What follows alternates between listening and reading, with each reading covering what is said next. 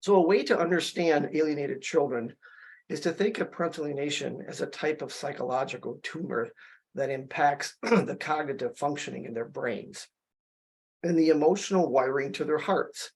It's invasive and will likely metastasize if ignored and untreated. The toxic attachment process with the alienating parent feeds the cancerous tumor, and as it grows, it riddles the minds of alienated children with false narratives and hearts that turn cold and hateful. Also, these children develop psychological problems, displaying irrational fears and toxic shame for rejecting parents that they actually love. Their psychic cage fighting, as I call it, is obscured by the shards of anger that cuts off relationships and shreds families. So we don't see behind all of that anger and rejecting behavior and hate that inside them, they're psychically wrestling and struggling with all these intense emotions of shame and guilt and confusion.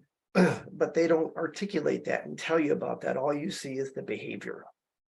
And as the professionals will also see behavior and they'll hear false narratives as to what's happening, not the real narrative. So over the decades of toggling in and out of various forensic roles and playing witness to targeted parents' dilemmas, I've learned a thing or two because I've seen a thing or two. You've seen the commercial from Farmers Insurance. So before I explain the common dilemmas, I want to quickly highlight the ones I did a while back, just touch on the 5 common mistakes, because that's going to put in context the dilemmas that targeted parents face can lead to mistakes. And so it's going to help us build empathy and understanding of how these mistakes happen. So while some can be quick to judge, I think that once people appreciate the dilemmas that targeted parents face, that our empathy can grow. And hopefully it will quicken our resolve as professionals to intervene and for targeted parents to get the help they need. So the first of the 5 common mistakes is misunderstanding their children and personalizing the rejection. This emanates from naively assuming their children suddenly have turned into defiant and dishonest children from divorce stress, or the targeted parent over time just becomes exasperated and reacts maladaptively. A prolific example is when children are accused of lying. We've heard it over and over. They're just lying. I wish people would realize they're lying. It's not true. It's not true. But when we understand parental alienation dynamics in the psychological sequelae, as we call it, what follows from the PA parental alienation that we see is that the children are trying to cope with the parental alienation, and I don't think it's fair to say that they're lying. And if we understand what's really going on, I think we should change it to calling it confabulations.